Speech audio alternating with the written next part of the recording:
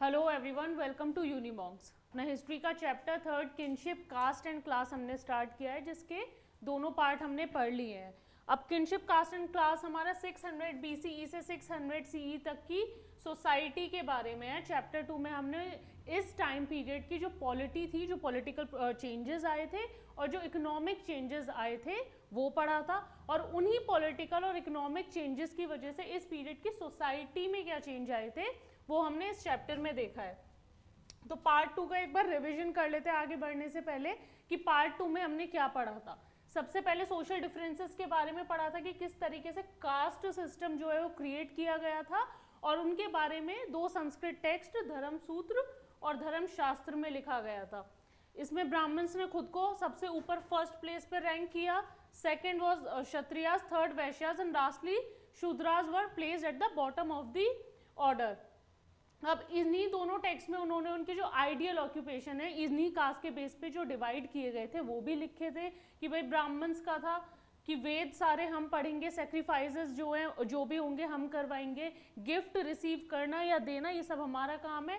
क्षत्रियास का भी ये तीनों चीज़ें कॉमन थी, बट एडिशनल जो उनकी ड्यूटीज थी वो थी वॉरफेयर में इंगेज होना, कि अगर कोई लड़ाई होती थी तो जो किंगडम होना था, जो किंगडम होता था उसके लोगों को प्रोटेक्ट करना किंग्स का काम था। क्यों? क्योंकि ब्राह्मण्स के अकॉर्डिंग जो किंग्स थे they must belong to the Kshatriya class, ठीक है। तो to protect their people and administer justice, ये सब क्षत्रिय क्लास के बारे में हमने पढ़ा कि जो उनके एडिशनल काम थे। वैश्यास के भी तीनों जो ऊपर के प्रोसेस थे वो सेम थे, ऑक्यूपेशन थे कि Vedas, sacrifices and gifts. Additionally traders, trade करना, एग्रीकल्चर में इन्वॉल्व होना, पेस्टोरलिज्म में इन्वॉल्व होना, ये सब उनका काम था। एंड शूद्रास के लिए उन्होंने बस एक ही ड्यूटी असाइन की थी, to serve the 3 higher varnas, ठीक है, ये उन्होंने असाइन किया था। उसके बाद कुछ स्ट्रेटेजी अडॉप्ट की कि जिससे वैसी स्ट्रेटेजीज जिससे ये जो ऑर्डर है वो क्या हो सके, मेंटेन किया जा सके सोसाइटी में। सबसे पहले तो उन्होंने बोल दिया था कि ये वर्ण जो था इट वाज डिवाइनली ऑर्डेन्ड, यानी कि it has been created by God. दूसरा ये कि ये किंग्स का काम था कि उनके किंगडम में ये जो सोशल नॉर्म्स हैं ये फॉलो किए जाएं। एंड लास्टली उनके अकॉर्डिंग जो स्टेटस था किसी पर्सन का, it was determined by birth, ये वो इंश्योर करते थे कि ये चीज़ लोगों के दिमाग में डाल दें। तो ये जो 3 स्ट्रेटजीज थी वो उन्होंने पहले तो वो ऑर्डर लिखा और ये स्ट्रेटजीज जो हैं अडॉप्ट की कि ये सारी चीज़ें जो हैं फॉलो की जा सकें। उसके बाद ब्राह्मण्स के अकॉर्डिंग किंग्स जो हैं क्षत्रिय क्लास को ही बिलोंग करने चाहिए, बट ऐसा नहीं होता था। इतनी बड़ी हमारी हिस्ट्री है, इतनी वास्ट हिस्ट्री है, उसमें कभी कभी ऐसे थे कि नॉन क्षत्रिय ओरिजिन के भी किंग्स थे, जिनके एग्जाम्पल हमने देखे थे। सबसे पहले मौर्यास, ब्राह्मण्स के अकॉर्डिंग वो लो ओरिजिन के थे, बट बुद्धिस्ट टेक्स्ट के अकॉर्डिंग वो क्षत्रियास थे। सेकंड जो मौर्यास के सक्सेसर थे इमीडिएट, शुंगास ने सक्सीड किया था मौर्यास को, और उसके बाद कानवास ने, वो क्या थे, वो ब्राह्मण्स थे, जबकि ब्राह्मण के अकॉर्डिंग उन्हें क्षत्रिय होना चाहिए था। तो इससे ये प्रूव होता था कि जो पॉलिटिकल पावर थी वो कोई भी अज्यूम कर सकता था, अगर उसके पास उतना सपोर्ट, करेज और इतने रिसोर्सेज होते थे तो पॉलिटिकल पावर कोई भी अज्यूम कर सकता था। और कुछ एग्जाम्पल देखे थे शाका रूलर्स के, ठीक है, तो दे वर रिगार्डेड एज मलेच। मलेच क्यों? बिकॉज वो सेंट्रल एशियन ओरिजिन के थे, तो उन्हें बारबेरियन या आउटसाइडर माना जाता था, तो ब्राह्मण्स ने उन्हें एक टर्म दिया मलेच, ठीक है। उसके बाद जो बेस्ट नोन हमारे शाका रूलर थे रुद्रदमन, उन्होंने क्या किया था कि एक गुजरात में एक रिजर्वॉयर था जो मौर्यन पीरियड के टाइम पर बना था, उसे रिपेयर करवाया। तो ये एग्जाम्पल प्रूव करता है कि अगर कोई पावरफुल था, ठीक है, अगर कोई पावरफुल था तो they were aware of the सांस्कृतिक ट्रेडिशंस, क्योंकि उन्होंने वो जो काम करवाया, वो जो चीज़ रिपेयर करवाई, लेक रिपेयर करवाई, उसको संस्कृत इंस्क्रिप्शन में क्या किया, रॉक पर लिखवा दिया, एक इंस्क्रिप्शन बना दिया उसका कि ये काम मैंने किया है। उसके बाद हमारे सबसे फेमस सतवाहना रूलर गौतमी पुत्र श्री सतकर्णी, ही क्लेम्ड टू बी अ ब्राह्मण, और उन्होंने अपने लिए एक टर्म यूज किया एका बामन, विच मीन्स ब्राह्मण, अ यूनिक ब्राह्मण, और a destroyer of the pride of Kshatriyas, की जरूरी नहीं है अगर आप क्षत्रिय हो तभी आप किंग बन सकते हो। नेक्स्ट हमने जातीज के बारे में पढ़ा था कि जातीज भी जो थी बर्थ के बेसिस पर डिवाइड होती थी, ठीक है। वर्ण के तो नंबर 4 हो गए थे कि ये 4 पार्ट में हमारा जो है डिवाइड हो गया, पर जातीज के ऊपर कोई रिस्ट्रिक्शन नहीं था, वो एंडलेस थी, कितनी भी हो सकती थी, ठीक है। ब्राह्मणिकल अथॉरिटीज के अकॉर्डिंग ये क्यों आया था, क्योंकि उन्हें ना नए ग्रुप्स भी, इतना डाइवर्स सब कॉन्टिनेंट था तो नए ग्रुप्स भी होते थे जिनको वो इन चारों कैटेगरी में प्लेस नहीं कर सकते थे, इसीलिए जातीज का ओरिजिन हुआ कि जो इन चारों कैटेगरीज को बिलोंग नहीं कर सकता उनको हम जातीज में प्लेस करेंगे। तो ईजी नहीं था उनको क्लासीफाई करना, जो नए नए ग्रुप वो इनकाउंटर करते थे, इसलिए जातीज का ओरिजिन हुआ। दो टर्म्स पढ़े थे, निषाद कौन होते थे, फॉरेस्ट ड्वेलर्स, और स्वर्णकार कौन होते थे, हमारे गोल्ड स्मिथ। अब इनको वो किसी ऑर्डर में प्लेस नहीं कर पाए इसलिए जातीज में प्लेस कर दिया था। उसके बाद जो जाति थी वो एक कॉमन ऑक्यूपेशन शेयर करती थी और इसी के बेसिस पर उन्हें श्रेणीज या गिल्ड, जो कि मर्चेंट की ऑर्गेनाइजेशन होती थी, उसमें क्या कर दिया जाता था, ऑर्गेनाइज।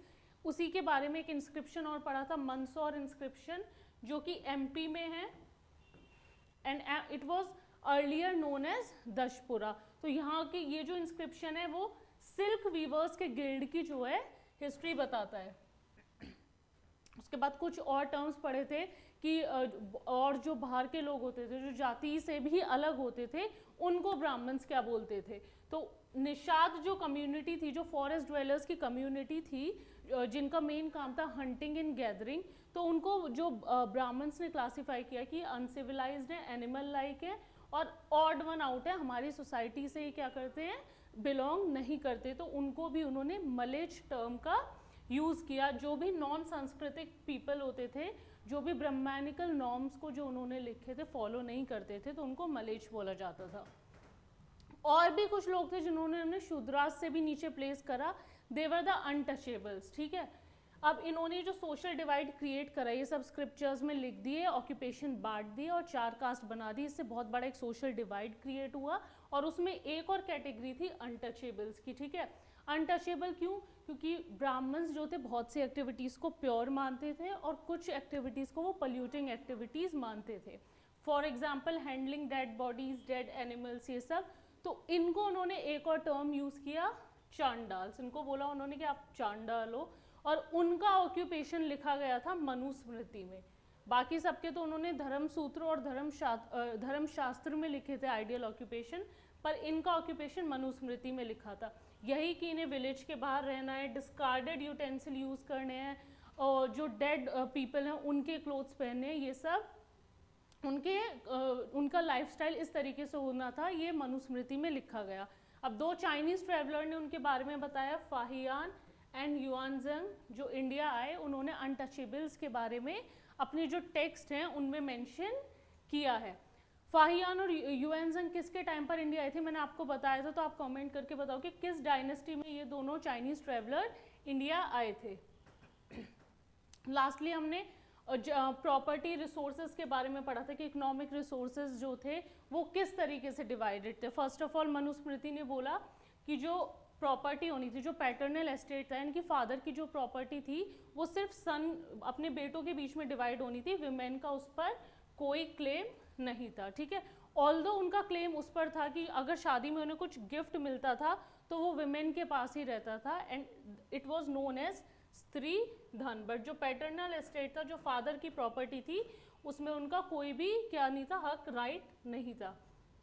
उसके बाद मनुस्मृति ने कुछ वार्निंग्स भी दी थी against holding the family property to women.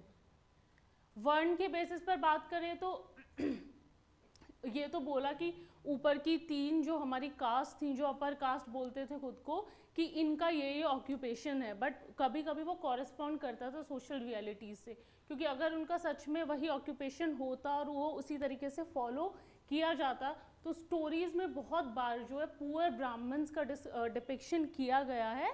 तो इससे क्या पता चलता है कि जो सोशल रियलिटी जो लिखी गई, जो बातें लिखी गई ऑन पेपर, वो थोड़ी सी डिफरेंट थी जो उस टाइम सोशल रियलिटीज से एग्जिस्ट करती थी।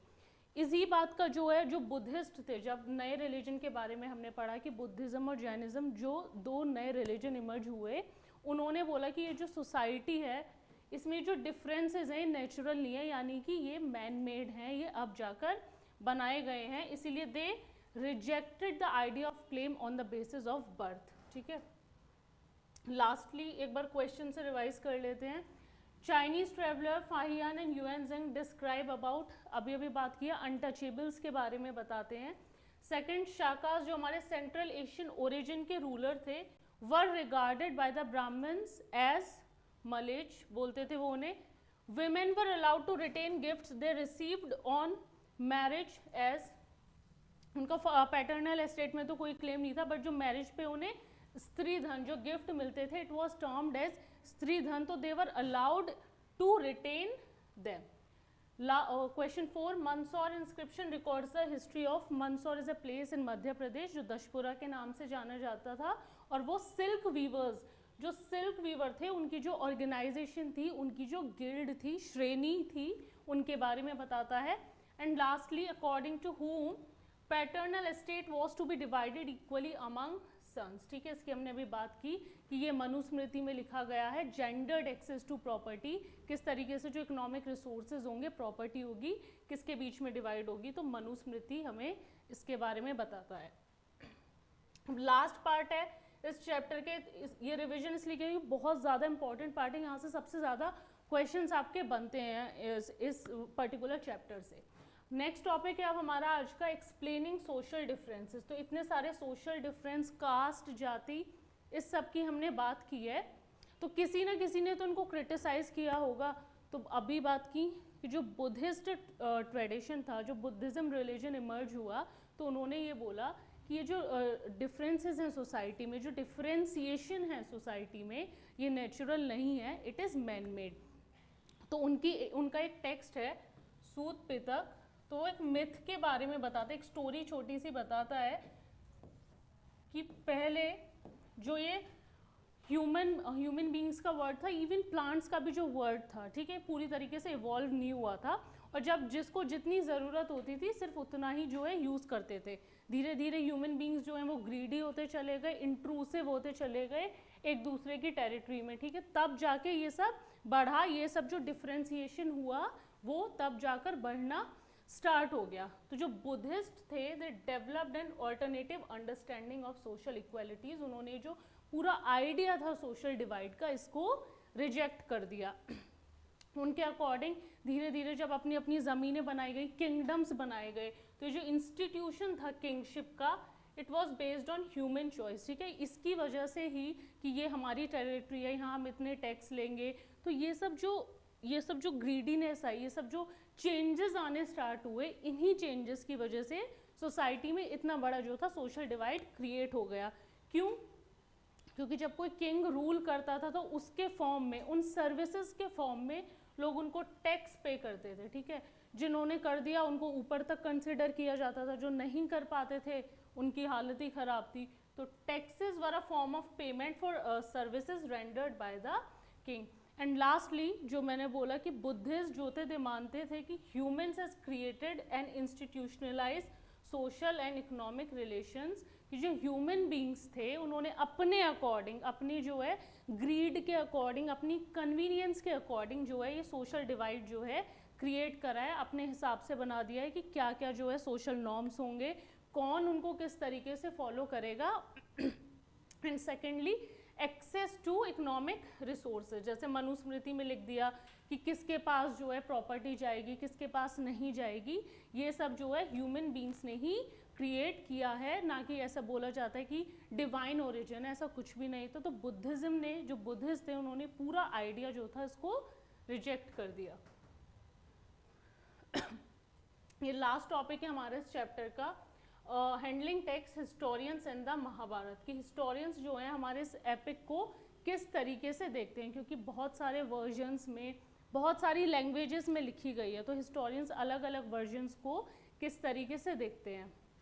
तो सबसे पहले अगर हिस्टोरियन के पास कोई सोर्स आता है, हम फर्स्ट चैप्टर से ही सोर्सेज और उनकी इंपॉर्टेंस की बात कर रहे हैं, कि अगर उनके पास कोई सोर्स आता है, चाहे वो टेक्सचुअल हो या कोई आर्कियोलॉजिकल सोर्स उन्हें मिला है, ठीक है, तो पहले टेक्सचुअल सोर्सेज की हम बात कर रहे हैं, तो अगर कोई टेक्स्ट मिलता है तो पहले तो उसकी लैंग्वेज एग्जामिन करते हैं, प्राकृत, पाली या संस्कृत की कौन सी लैंग्वेज में लिखा गया है। अब सेकंड चैप्टर पढ़ते वक्त हमने देखा था ना कि अर्लियर जो इंस्क्रिप्शन थे हमारे प्राकृत में मिलते थे, लेटली जो थे हमारे वो फिर संस्कृत में मिलने लगे। तो इससे क्या होता है, इससे हमें टाइम पीरियड का भी तो क्लासिफिकेशन पता चल जाता है कि उस टाइम अगर अर्लियर है तो बहुत ही पुराना होगा, लेटर जो संस्कृत थी वो लेट पीरियड में थोड़ा सा डेवलप हुई थी। तो हिस्टोरियन सबसे पहले लैंग्वेज एग्जामिन करते हैं, उसके अलावा बहुत सारी चीज़ें हैं जिनको वो एग्जामिन करके फिर उस सोर्स को जो है क्लासिफाई करते हैं कि ये इसको इस पीरियड को बिलोंग करता है, इस पर्सन को बिलोंग करता है, या फिर इस डायनेस्टी को, इस प्लेस को, तब उसको जाके क्लासिफाई किया जाता है। तो they try to find out about the authors कि जिन्होंने वो लिखा उन ऑथर्स का क्या माइंडसेट था, और जिस ऑडियंस के लिए वो लिखा गया उस ऑडियंस का क्या माइंडसेट था। तो उस ऑथर के पर्सपेक्टिव देखे जाते हैं, पूरा आइडियाज़ कि जिस आइडिया से लिखा गया ये, फॉर एग्जाम्पल जैसे ये लिखे गए हमारे धर्मसूत्र और धर्मशास्त्र, तो उन्होंने एक सोशल डिवाइड क्रिएट किया, ठीक है। मनुस्मृति लिखी गई जिसमें शूद्राज और वुमेन को एकदम इक्वल रखा गया, ठीक है। यही रीज़न था कि BR अम्बेडकर ने उसको जलाया था। और जो हिस्टोरियंस होते हैं हमारे, they also consider the kind of text, वो किस तरीके से, किस ऑडियंस के लिए, किस डायनेस्टी के लिए, किस किंग के बारे में लिखा गया है। तो हिस्टोरियंस सबसे पहले ये सारी चीज़ें जो हैं कंसिडर करते हैं, उसके बाद जो है चीज़ों को क्लासिफाई करते हैं कि ये भाई इस पर्टिकुलर पीरियड को बिलोंग करता था या इस डायनेस्टी को बिलोंग करता था। अब इसी में हम लैंग्वेज और कंटेंट की बात करते हैं कि महाभारत जो है वो संस्कृत में लिखी गई है। वैसे तो बहुत सारे वर्जन्स में लिखी गई है, पर यहाँ अभी हम संस्कृत की बात कर रहे हैं। तो जो संस्कृत महाभारत में लिखी गई है, यूज़ हुई है language, it is simpler than those in the Vedas. तो यहाँ से आपको दो चीज़ें पता चली है। पहले कि सबसे पहली बात हम उस वाले महाभारत की यहाँ पे बात करें जो संस्कृत में लिखा है। दूसरा, जो हमारे वेद थे they were also written in Sanskrit, but दोनों में डिफरेंस क्या है कि जो महाभारत में संस्कृत यूज़ हुई है इट इज़ ईजियर। दूसरा, historians classify the contents of the text under 2 broad heads. अब वो 2 ब्रॉड कैटेगरीज में इसको क्या करते हैं, डिवाइड करते हैं। जो भी टेक्स्ट उन्हें मिलता है, जो टेक्स्ट है महाभारत का की हम यहाँ पे बात कर रहे हैं, तो वो 2 ब्रॉड हेडिंग्स में हमारा डिवाइडेड है। First is narrative. नैरेटिव वो होता है जहाँ आपको ये छोटी छोटी कहानियाँ होती हैं वो बताते हो, फिर वो पूरी एक जो है कंपाइलेशन बन जाती है, एक बुक बन जाती है। तो नैरेटिव मीन्स स्टोरीज, ठीक है। और दूसरा पार्ट जिसमें डिवाइडेड होता है इट इज़ डाइडेक्टिक। अब डाइडेक्टिक मतलब होता है प्रिस्क्रिप्शन अबाउट सोशल नॉर्म्स, ठीक है। किसी को इंस्ट्रक्शन देना कि आपको इस तरीके से रहना है सोसाइटी में, ठीक है। तो डाइडेक्टिक पोर्शन होता है कि जहाँ आप एक तरीके से इंस्ट्रक्शन दे रहे हो, और नैरेटिव पोर्शन वो होता है जहाँ आप जो है कहानियाँ सुना रहे हो। तो ये जो हमारा टेक्स्ट है ये 2 पार्ट्स में डिवाइडेड है, narrative and didactic. Secondly, the text is described as itihasa. अब इतिहास हमें सबको पता है कि हम हिस्ट्री को इतिहास बोलते हैं। तो जो ये हमारा टेक्स्ट है it has been described as itihas, जिसका लिटरल मीनिंग होता है दस इट वॉज, यानी कि ये इस तरीके से था, ये हमारा इतिहास था, ये हमारी हिस्ट्री थी अर्ली सोसाइटी की जिसके बारे में हम पढ़ रहे हैं। तो महाभारत में जो लैंग्वेज यूज़ हुई है Sanskrit, it is easier than that of Veda. और वेद भी हमारे किस में लिखे हैं, संस्कृत में। 2 पार्ट में डिवाइडेड है, narrative and didactive. Narrative means stories and didactive means prescription या इंस्ट्रक्शंस अबाउट सोशल नॉर्म्स। अब ऑथर्स और डेट्स की हमने बात की है, ठीक है, कि जो हिस्टोरियंस हैं किस तरीके से इसको क्लासिफाई करते हैं। तो सबसे पहले ये जो माना गया, हम ये सुनते ही हैं कि जो ओरिजिनल स्टोरी है it was consider by charioteer bards known as Sutas, कि ये वाली जो ओरिजिनल स्टोरी बनाई गई ये किसने कंपोज की थी, चैरिएटर बार्ड। चैरियट होता है आपका रथ और चैरिएटर होता है जिसको चलाता है आपका सारथी, ठीक है। तो चैरिएटर बार्ड्स वो होते थे, वो पोएट जो क्षत्रिय किंग्स होते थे उनके साथ जो है बैटल फील्ड पे या वॉर में जाते थे। अब वहाँ जो उन्होंने स्टोरी देखी, वहाँ जो उन्होंने देखा सब कुछ, आके किसी को बताया और इवेंचुअली वो स्टोरी जो है डिफरेंट डिफरेंट लीनिएजेस के थ्रू पास ऑन होती चली गई और फिर एक टाइम पर उसको उस स्टोरी को लिखा गया। तो कभी कभी ये भी होता है कि जो ओरिजिनल स्टोरी जब आप कम्युनिकेट करते हो किसी आपने स्टार्ट किया और 10वें बंदे तक पहुंचते पहुंचते उस बात में थोड़ा सा चेंजेस आ जाता है, तो इस तरीके के कुछ चेंजेस भी आते थे क्योंकि ओरिजिनल स्टोरी किसने कंपोज की थी, चैरियटर बार्ड्स ने, जो ओरली बताते थे, ये सब चीज़ें जो है बोल के बताते थे। तो these compositions were circulated orally, मैंने अभी बताया कि इन्होंने जो देखा वहाँ जाके उनको फिर वो ओरली घर पर आके एक तरीके से उन्होंने सुनाया। लिखना कब से शुरू हुआ, 5th सेंचुरी से जो ब्राह्मण्स थे, अब सारी सारी जो रिस्पॉन्सिबिलिटी थी इन्होंने अपने ऊपर ले ली, इन्होंने जो है लिखना स्टार्ट किया इसको और धीरे धीरे जो है इवेंचुअली वो थोड़ा सा पोर्शन उन्होंने लिखा, फिर 2 फेस में इसको लिखा गया। इसमें बताया कि वैसे तो थाउजेंड्स ऑफ ईयर्स लगे इस पूरे टेक्स्ट को कंपोज होने में, बट यहाँ हम डिफरेंट टाइम पीरियड्स की बात कर रहे हैं कि कब कब इसको लिखा गया, कब से ओरली जो है ट्रांसमिशन स्टार्ट हुआ, फिर जो है राइटिंग स्टार्ट हुई। चैप्टर के बिगनिंग में हमने बात की थी कि originally text was written by Ved Vyas, ठीक है, बट बहुत से हिस्टोरियंस ये मानते हैं कि सिंगल जो पर्सन है वो इतना बड़ा टेक्स्ट जो है नहीं लिख सकता। It has been written over a period of 1000 of years और बहुत सारे लोगों ने इसको मिलके लिखा है। तो दूसरा फेज इसी तरीके से आया 200 BCE से 200 CE के बीच में, जब जो लॉर्ड कृष्णा थे, ठीक है, ही वॉज कंसिडर्ड एज अवतार ऑफ लॉर्ड विष्णु। तो जब ये सारे ट्रांसमिशन शुरू हुए तो ये बोला गया कि दूसरा फेज, ये सारी जो राइटिंग थी, because Krishna has been given an important place इस महाभारत में, तो ये तब स्टार्ट हुआ कि जब इनकी वर्शिप ज़्यादा बढ़ने लगी तो दूसरा फेज जो है हमारा तब से स्टार्ट हुआ था। तो ऐसे ही एडिशन सालों साल आते गए, तो ये जो हमारा टेक्स्ट था 10,000 वर्सेस 10,000 श्लोक से स्टार्ट होकर लगभग 1 लाख वर्सेस 1 लाख श्लोक तक पहुंच गया। बट ट्रेडिशनली कुछ हिस्टोरियंस का मानना है कि it was written by Ved Vyas, but कुछ हिस्टोरियंस जो हैं इसको क्या करते हैं, रिफ्यूट करते हैं कि बहुत सारे लोगों ने जो है मिलके लिखा है। अभी अभी हमने देखा कि स्टार्ट हुआ चैरियटर बार्ड से, जिनको हम सुतास के नाम से जानते थे, उसके बाद ब्राह्मण्स ने लिखना शुरू किया उस टाइम पीरियड पे जब ये छोटे छोटे किंगडम्स जो थे हमारे, जो चीफडम्स थे, कुरूज, पंचाल, जो हमारी जनपद थी, ये इमर्ज करी थी उस पीरियड पर।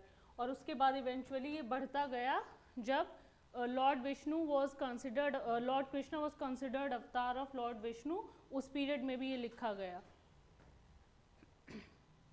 Now next topic is search for convergence means similarity, ठीक है।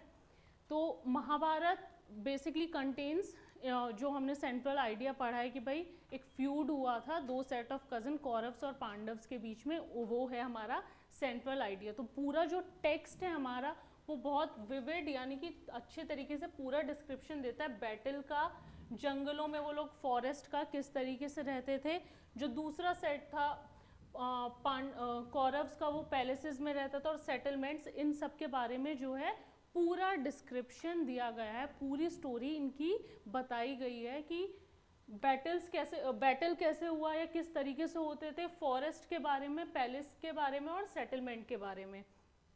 तो अब जो मटेरियल टेक्सचुअल एविडेंस तो ये हमें मिल गया, दूसरे आर्कियोलॉजिकल सोर्सेज भी हमें जो है इम्पॉर्टेंट होते हैं, वो भी कंसिडर किए जाते हैं। तो अगर बहुत से हिस्टोरियन से कंसिडर करते हैं कि बैटल हुआ भी था या नहीं हुआ था, ये सिर्फ एक स्टोरी है जो किसी ने जाके सुनाई और वो ऐसे थ्रू द लीनिएजेस वो क्या होती गई, ट्रांसमिट होती गई, लिख दी गई, और उसको हम कंसिडर करते हैं कि भाई असलियत में जो है, रियलिटी में ये जो बैटल था हुआ था।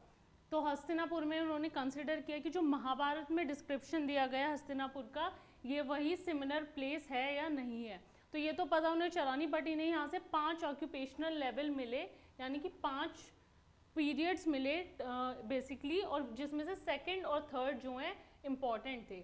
तो सेकंड लेयर में जो उन्हें घर मिले, वो बताते कि कोई डेफिनेट प्लान नहीं था, हाउसेस जो थे वो किसी भी तरीके से, जैसे हड़प्पन सिविलाइजेशन में तो पूरी प्लानिंग के साथ ही जो हमारी सेटलमेंट थी, तो इस लेयर में ऐसा कोई डेफिनेट प्लान नहीं था और सिर्फ मड और मड ब्रिक्स के ही, यानी कि मिट्टी के ही घर थे।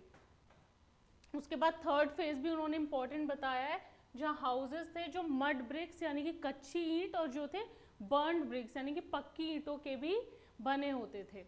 पॉलीएंड्री की बात करते हैं महाभारत में, जो सबसे डिफिकल्ट पार्ट बताया गया है डिपिक्ट करने के लिए, it is polyandry. Polyandry is where a women has several husband, ठीक है। पॉलीगैमी होता है several wife and polyandry is when a women have several husband, ठीक है। तो पॉलीएंड्री उन्होंने बोला है कि जिस तरीके से बताया गया है कि द्रौपदी मैरिड 5 पांडव्स, तो हो सकता है रूलिंग एलिट्स में ये चलता हो, बट बहुत ज़्यादा जो है ये सोसाइटी में प्रेविलेंट नहीं था, और अगर कहीं प्रेविलेंट था तो वो सिर्फ हिमालयन रीजन में ही प्रेविलेंट था, ठीक है। ये सबसे डिफिकल्ट पार्ट बताया गया है महाभारत में डिपिक्ट करने के लिए।